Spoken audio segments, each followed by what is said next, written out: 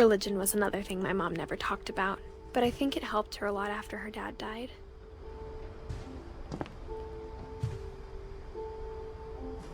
My mom moved to India a week after graduation and got a job teaching English. Louis was born a year later.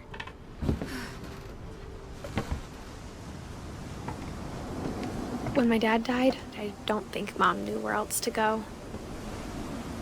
I'm sure Edie was happy to have her back. The house had to get a little bigger, but Edie was used to that.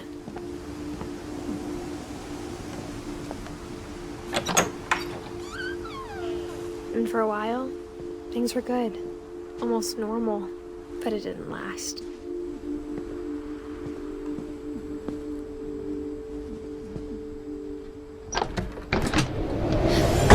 The beginning of the end was Milton's 10th birthday, when Edie gave him a castle.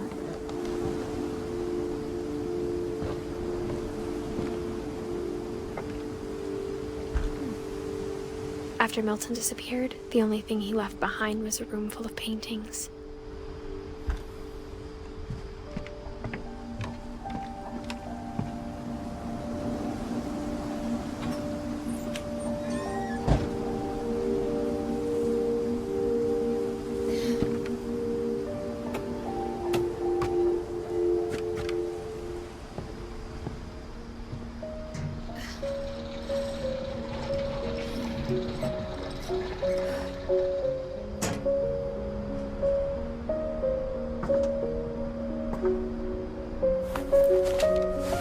Milton Finch in The Magic Paintbrush.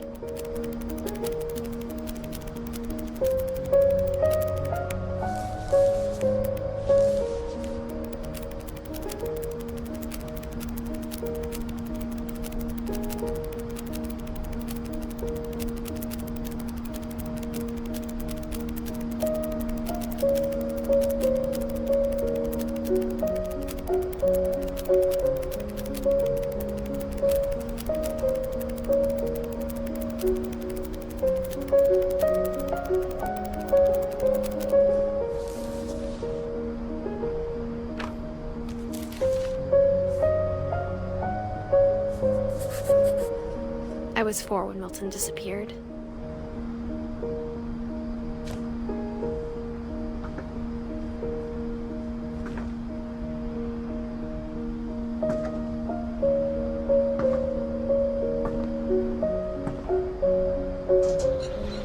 Mom spent months searching for my brother. Then she sealed the doors.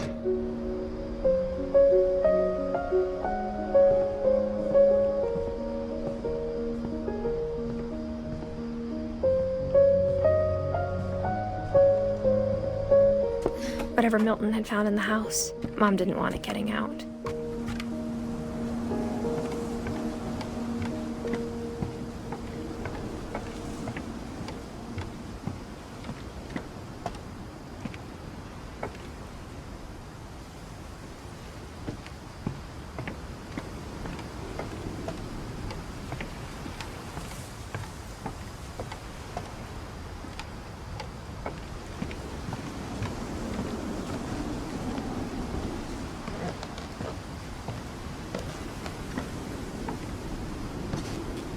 Mom definitely blamed Edie, but I think Louis blamed himself. After he graduated, he just spent more and more time in his room. Until Mom got him a job at the cannery. Everyone always told me to stay out of Louis's room. Except Louis.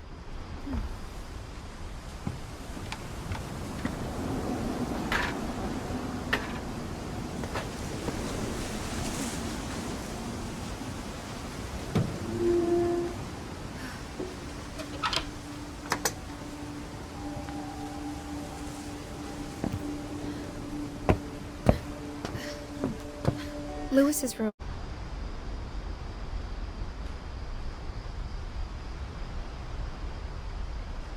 Louis's room smelled very, very familiar.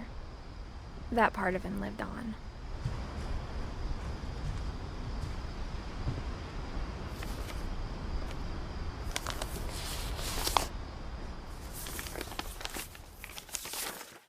Dear Mrs. Finch, As Lewis's psychiatrist, I can understand your desire for an explanation.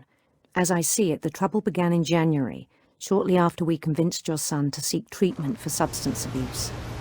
Newly sober, I believe Lewis first noticed the monotony of his daily life.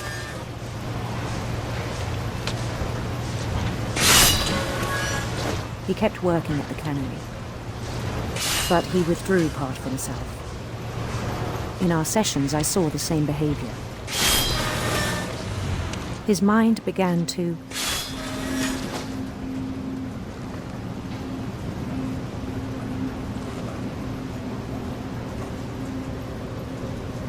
wander.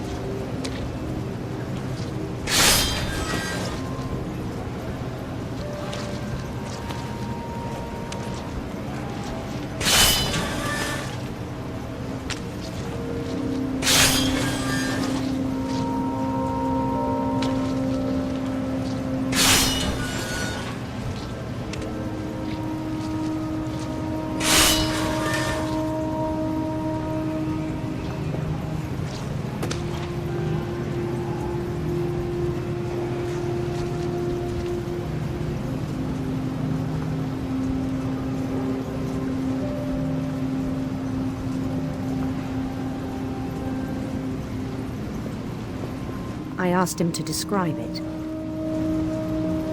He said he started small, imagining a labyrinth.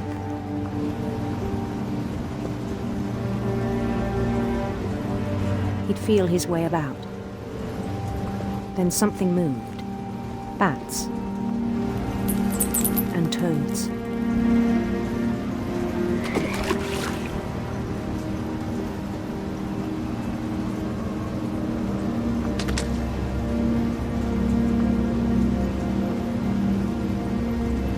Things that have not names. He knew it was all in his head.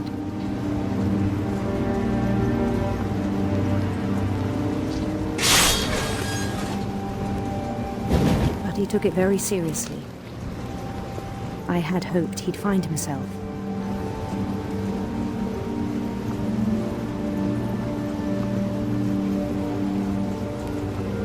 But he found something more.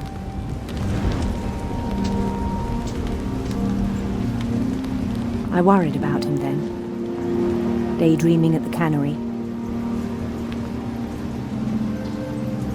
I spoke with his boss.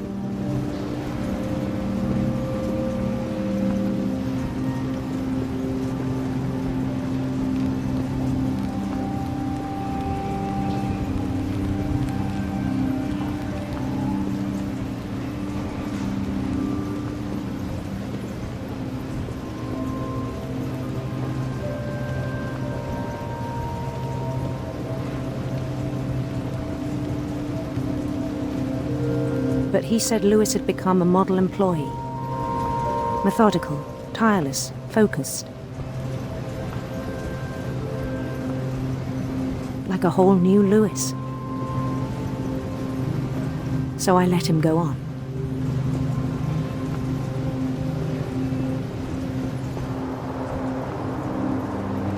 I even encouraged him.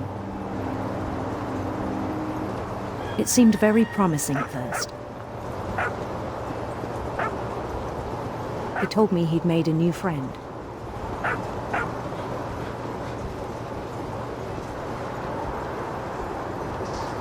On the edge of a city he named Lewis Topia.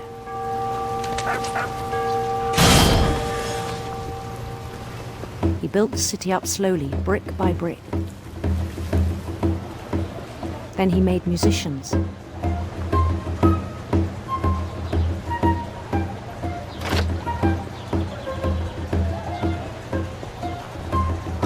And songs for them to play. He talked about starting a band. And he was always humming something. Every every day his imagination grew stronger.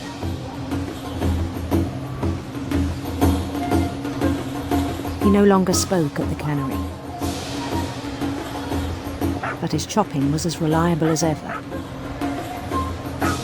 Then one day it struck him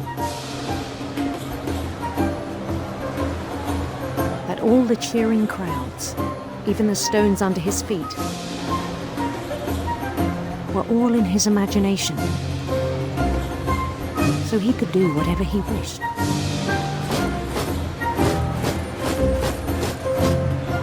He held an election for mayor, and he won.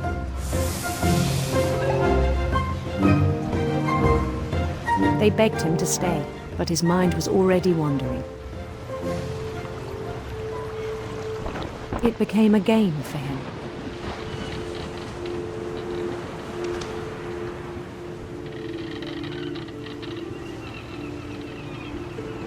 He'd conquer a city, then immediately push on. New Louisville.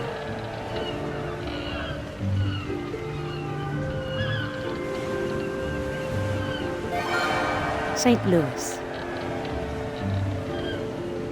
He started drifting away from our reality.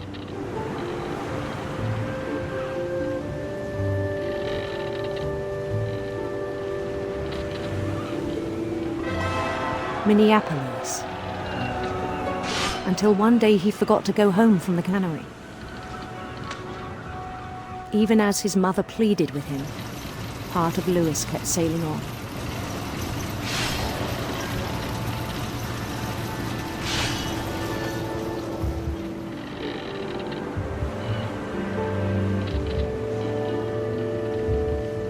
In Louisburg, he heard rumors of a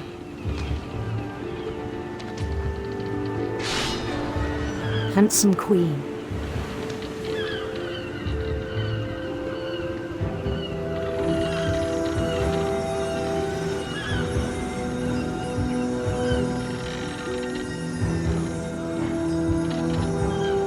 The queen was on her own quest for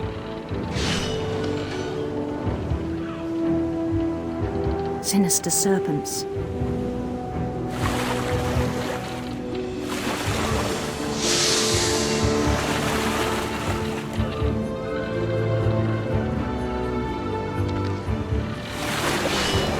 He followed the sound of her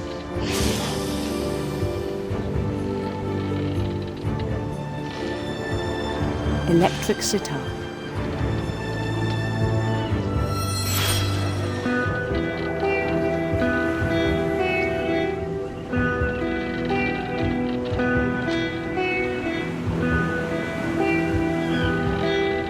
His chase led him to a golden palace east of the sun and west of the moon. Even then, his logic remained sound. He knew the world was all in his imagination.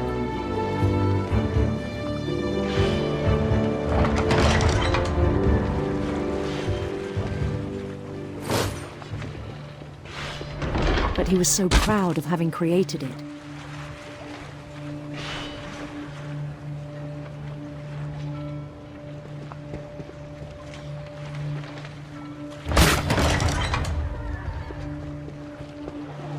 In his own eyes, he'd become something greater than a king.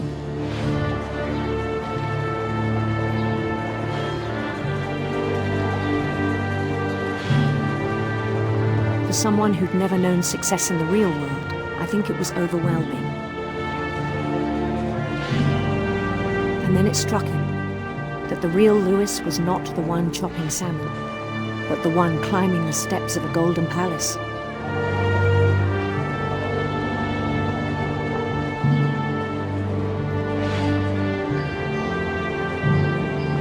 My imagination is as real as my body, he told me.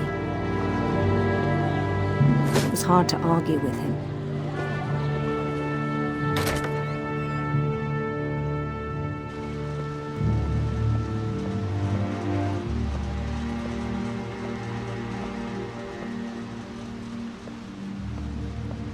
He began to forget the world we know.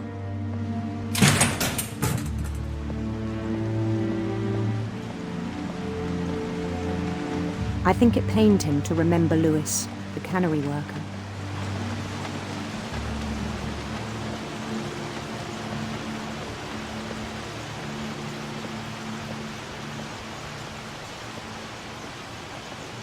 He began to despise the man with a royal contempt.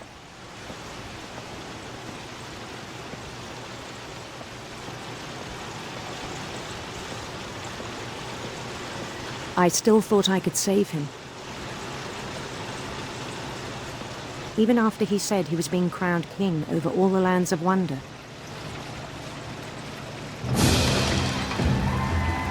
The palace would be packed with his companions.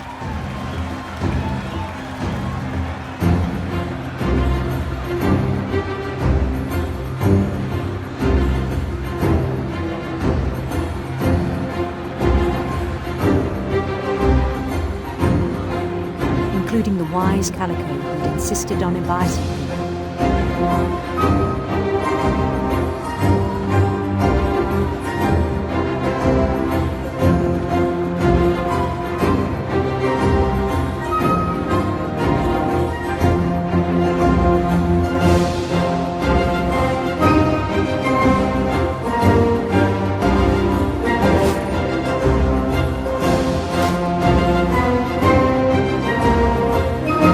Queen waited, holding his crown.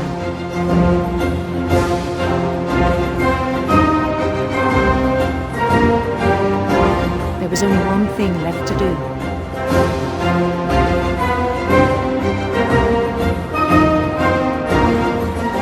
Bend down his head.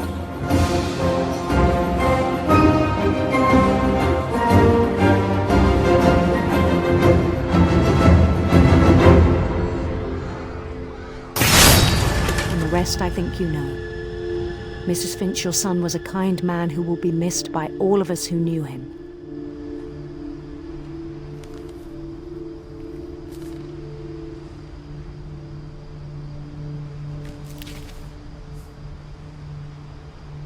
My brother was really cool. I wish you could have met him.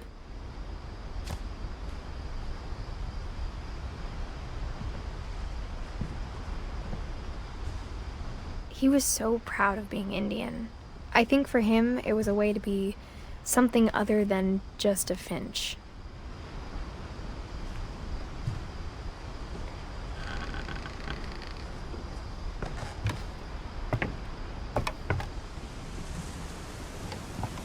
On the way back from Lewis's funeral, my mom told me to start packing. She waited until the day before we left to tell Edie. I'm not sure if she wanted to make it easier or harder.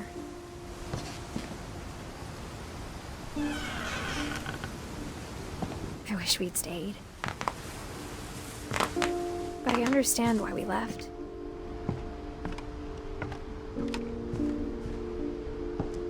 My mom ended up leaving everything behind.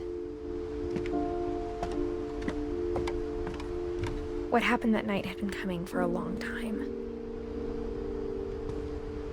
Maybe it should have come sooner.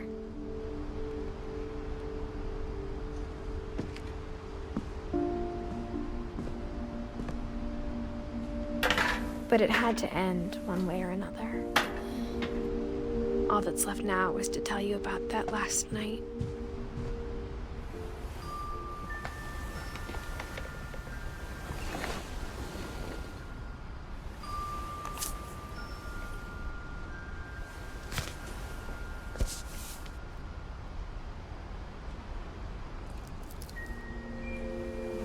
That whole last day, Edie just watched us pack and didn't say a word.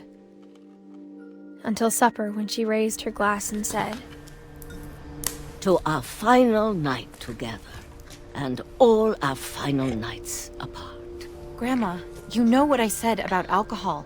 Some of your medications are very Edith, specific. I left a present for you in the hallway. Why don't you go open it? The grown-ups have to argue now.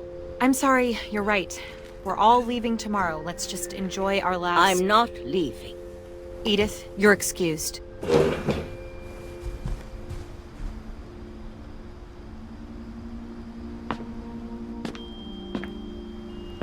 power had been shut off that morning, but Edie always had plenty of candles.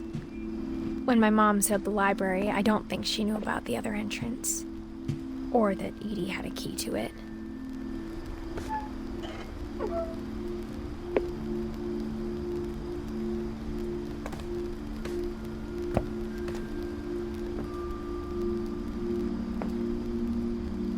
The thing you're afraid of isn't going to end when you leave the house.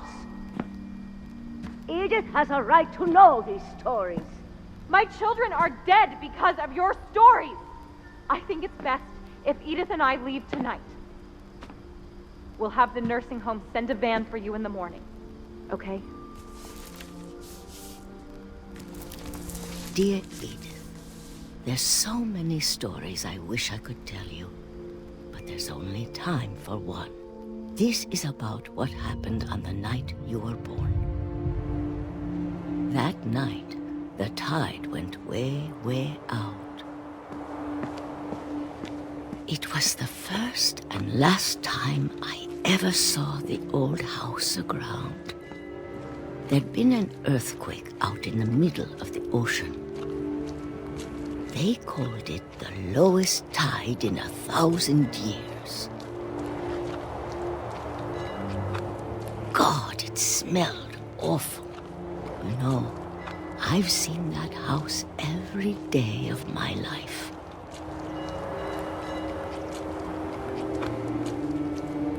But I never thought I'd go back to it. When the fog rolled in, I lost my way.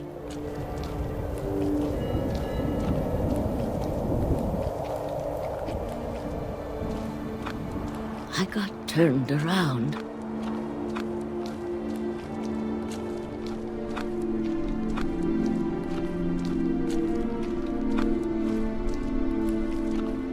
I started seeing things.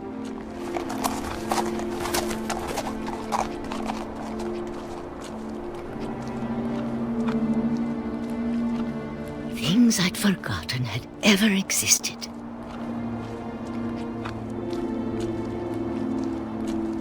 But when I saw them, they felt like old friends.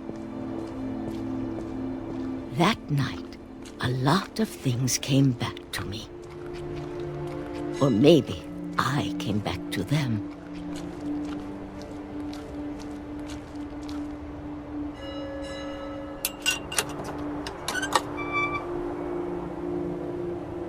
Things I can't explain, but that I need you to try and... Edith, what are you doing in here?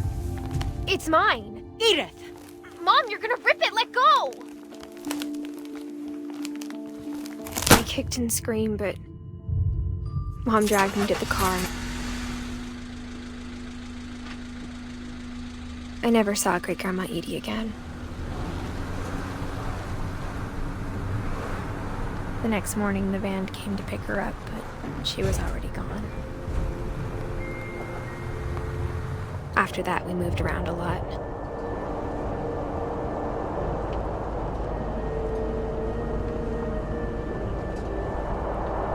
We both tried to make the best of it.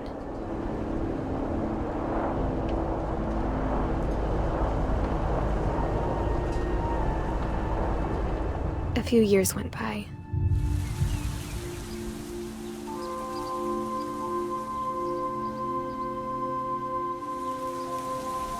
My mom didn't like to talk about it,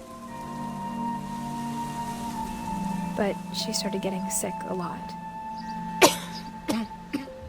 The rest happened pretty quickly.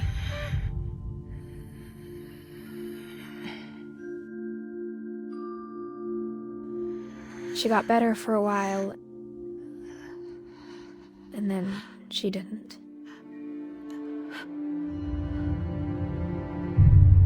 And then I was alone. The last Finch left alive.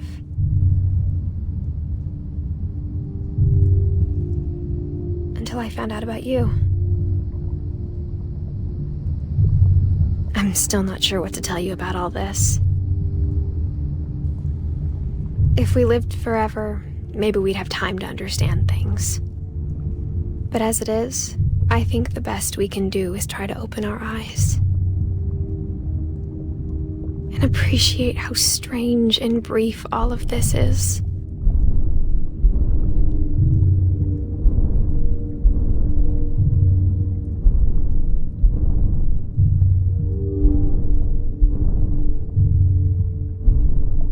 This journal was supposed to be for you.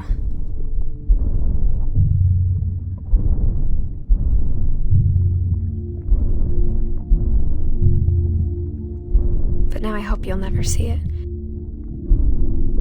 I just want to meet you and tell you all these stories myself. But I guess if you're reading this now, things didn't work out that way.